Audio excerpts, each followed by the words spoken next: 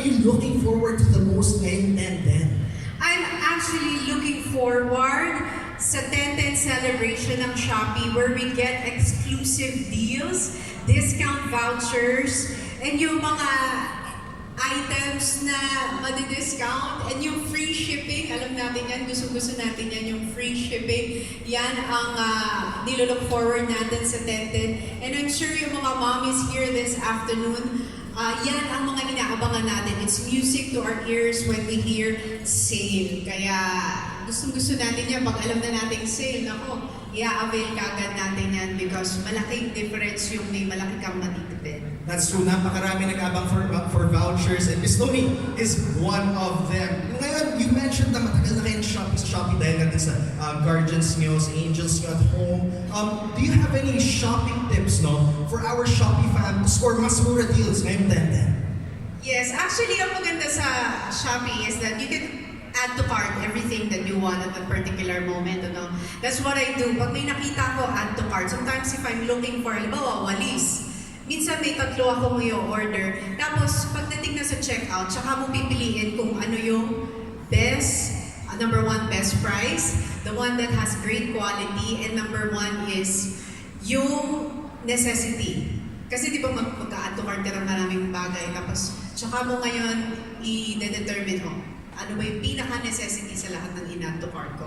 So yun yung i-click mo until you check out. That's true, Miss Toni. Tambay ka lang sa akin. Dami mo naman kukuha deals. Maglaro ka man, with our Shopee prices. Maraming deals doon. Shopee Live as well. So thank you for sharing those tips with us, Miss Toni. Moving on to our next question. Suppose na andito yung Shopee app ngayon sa harap nyo. What would you buy? If you could buy one thing at Shopee, what would it be? Right now, I can think of the tissue holder para sa CR because we just finished our studio.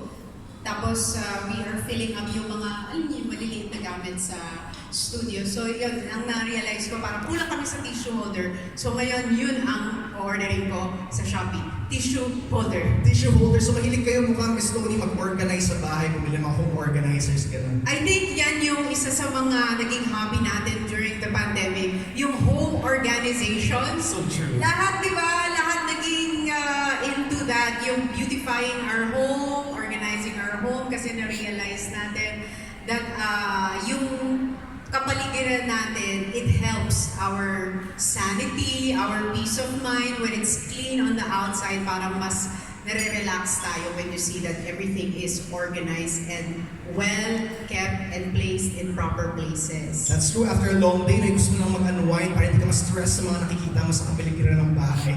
So I'm glad you share that same interest, Miss Toni. One last question for you. When you found out that you were going to be booked, the new Shopee ambassador ngayong 10-10, what were you most excited about?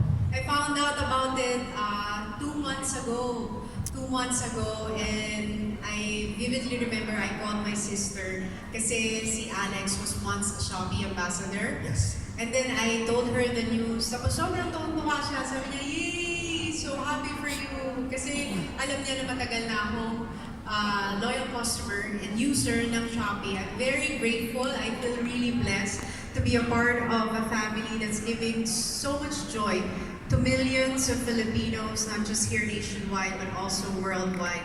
Yung convenience that they give our consumers, lalong-lalo na sa mga mommies, working students, or working yuppies, yung convenience talaga, yan ang nabibigay sa atin. At yung kasiyahan na when you need something, meron kang lugar and app na mapupuntahan to get what you need. So I'm really grateful. I feel really blessed. We are also grateful because since yesterday, we are trending. We are trending since yesterday, and today we are grateful to our netizens for the mentions, for the engagements. We are grateful for them because they are also one of the reasons why we are here where we are today. So we're grateful for that. Maraming salamat. We are grateful to you as well, Miss Toni. Thank you for allowing us to get to know you a bit.